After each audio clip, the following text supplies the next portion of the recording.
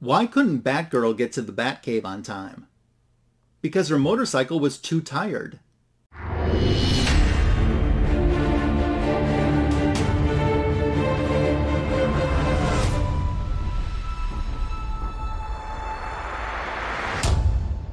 Welcome to Lassoed Loot Volume 298.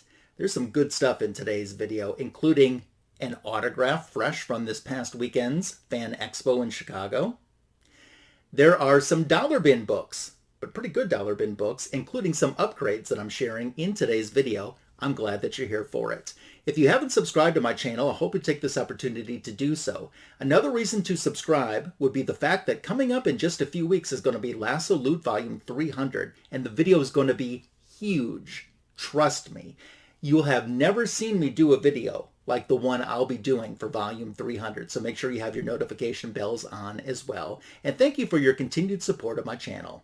Let's get started with today's haul.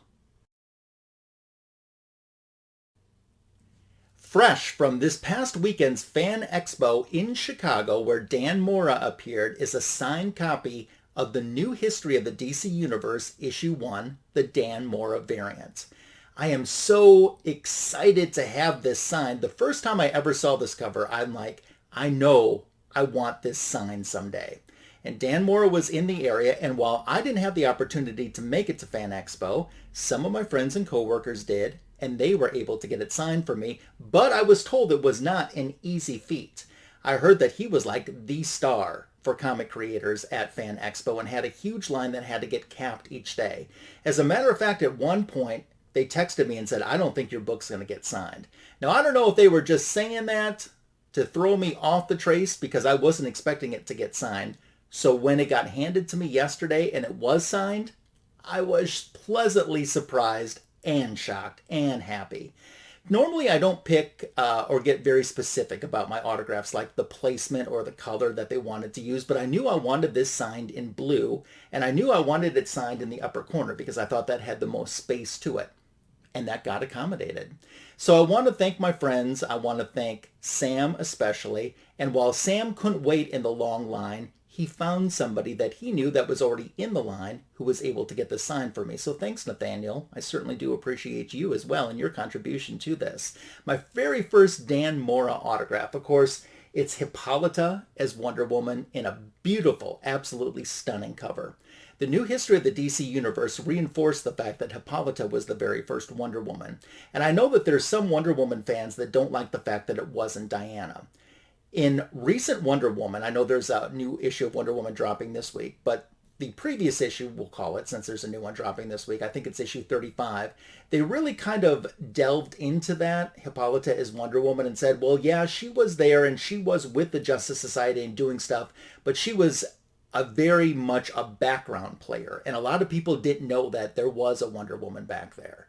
So I saw them trying to smooth some waters over with that. You know, because like I said, with the fans, they want Diana always to be known as the first Wonder Woman.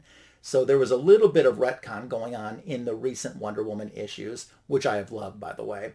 And I have to say it again, how much I am stoked to have this autograph in my collection, especially on this book. I wish this book was a poster. It deserves it. It is poster worthy for sure. Oh, man. So it's a great way, a very fresh signature from this past Saturday, signed this past Saturday at Fan Expo in Chicago from Dan Mora, to get Lassoed Loot Volume 298 kicked off today.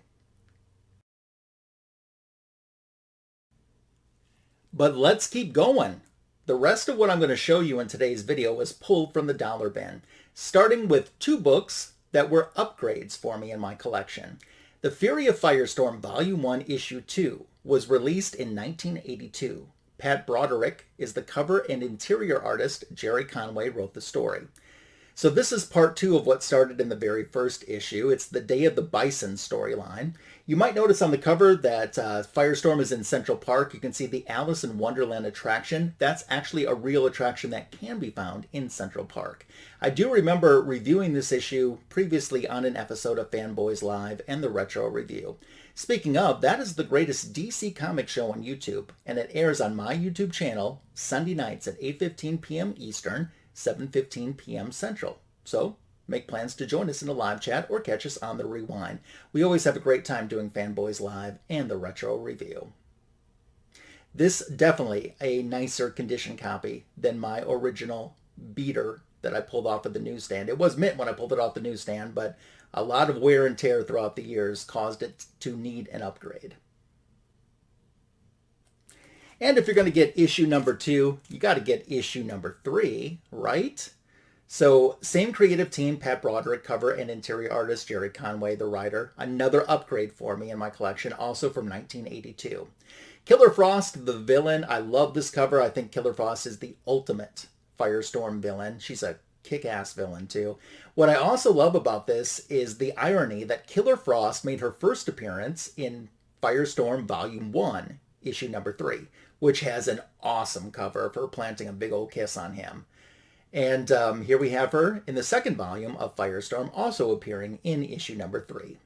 So Killer Frost mentions in this issue in the story that it's the middle of spring, but that kind of contradicts what was said in issue number 2 when it was just late summer.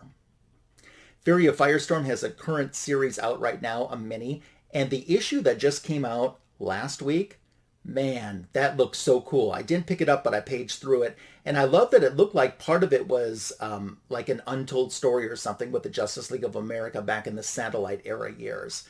And it had like the old classic look, like the mid-'80s artwork. If there were more comic books that looked like that, I would be buying more current comic books. So kudos to the Fury of Firestorm for not only putting out a book that has a great cover, but looked like it had some good interiors to back it up as well. This is not an upgrade, but with a cover like this, I had to add it into my collection. What is this? Huggy, huggy, kissy, kissy. Justice League Infinity, Volume 1, Issue 4. So this was published originally in 2021. James Tucker did the cover. Ethan Beavers does the interior art. It was strictly a cover buy for me. It's an alternative Wonder Woman from another Earth. And this Wonder Woman was in a relationship with Darkseid, and she ended up getting killed. So when Darkseid encounters the Wonder Woman that we know, that's a member of the Justice League Infinity here, of course, he has feelings for her, and that's not reciprocated because she knows Darkseid to be the evil villain monster that he is. I wasn't exactly aware until recently that Justice League Infinity was a 7-issue miniseries. I did get issue number 1, which I shared in Comic Book Editions, Volume 266. And now that I know that it's a 7-issue mini and I have 2 of them, maybe I should just go along and get the entire set of 7 and complete the run. That is something that I am pondering and wouldn't put it past me to do. Of course, I showed you in Lassoed Loot, Volume 296, a poster for issue number 1. I've been adding a lot of posters into my collection recently, and that was one of those that I had chose. Batgirl time. Batgirl. Whose baby are you? Batgirl. Batgirl Volume 5, Issue 1. This was published in 2016. Francis Manapul does the variant cover here. Hope Larson was the writer, and Rafael Albuquerque, interior artist for this. So Batgirl is in Japan, and she's looking for Fruit Bat. Fruit Bat was one of the earliest superheroes, and she would be over 100 years old at this point, but she's still living. So she's looking for Fruit Bat to learn from her. And when she's in Japan, she runs into Kai, who's an old friend of Barbara Gordon's. And I thought that was a little bit too convenient that they were in the same hostel, same room. And, oh, I know you, you know.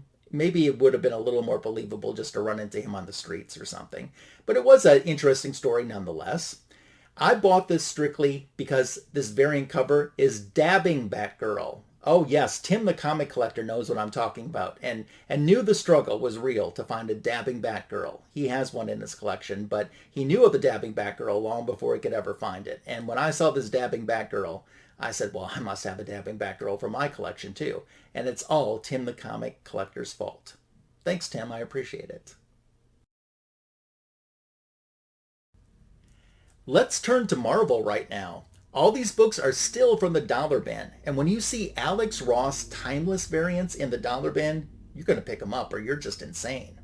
Banshee's a cool character. He's a character I've liked for quite some time. I even have his first appearance in my collection.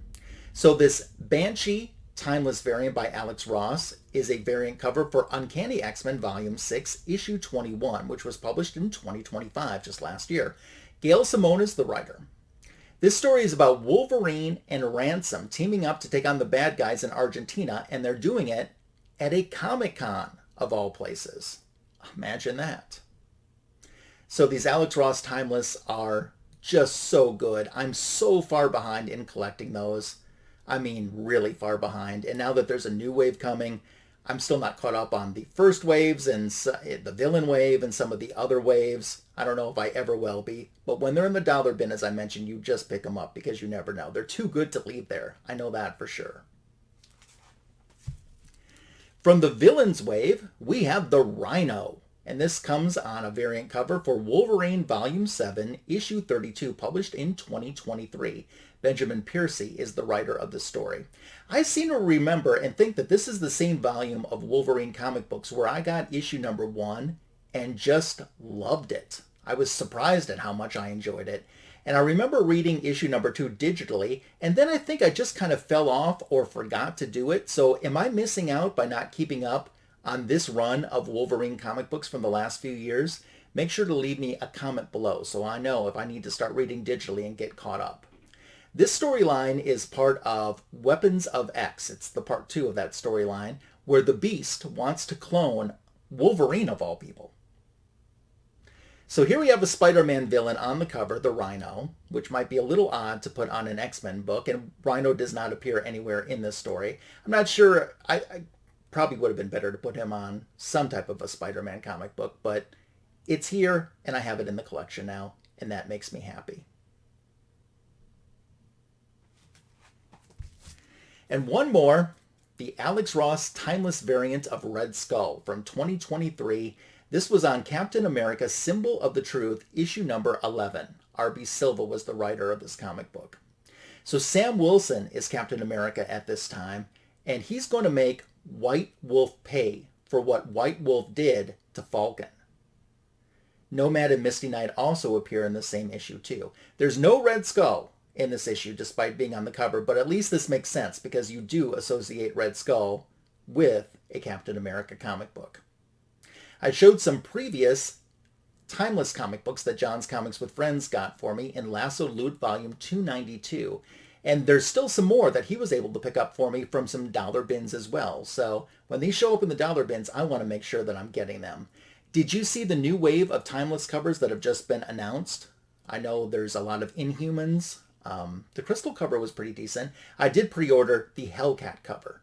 But poor Joe Costa, still C-D-list level superhero, hasn't gotten herself into the Timeless variants yet by Alex Ross. But we can always hope, right?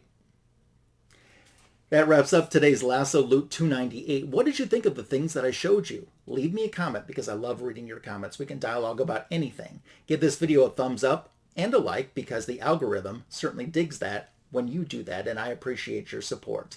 My back issue of the week short is about Hal Jordan and the Green Lanterns comic book. Of course, the Lanterns TV show just launched, but check out that short on Hal Jordan and the Green Lanterns, currently playing on my channel. As I keep teasing, Lassoed Loot 300's coming up in just a couple weeks. I am so excited to get this big comic book secret I've been holding out into the world. You don't want to miss it. Trust me. Thank you for making it to the end of Lassoed Loot Volume 298. As I get closer and closer to 300, my friend Mr. Fridge Art wants to celebrate with me, so he has sent me a box that's supposed to be 300 themed. I don't know what's in it, but we'll find out, I guess, next week when we unbox it in Lassoed Loot Volume 299. Roped, bagged, and boarded, Lassoed Loot Volume 298 comes to a close. Thanks for watching, and I'll see you soon.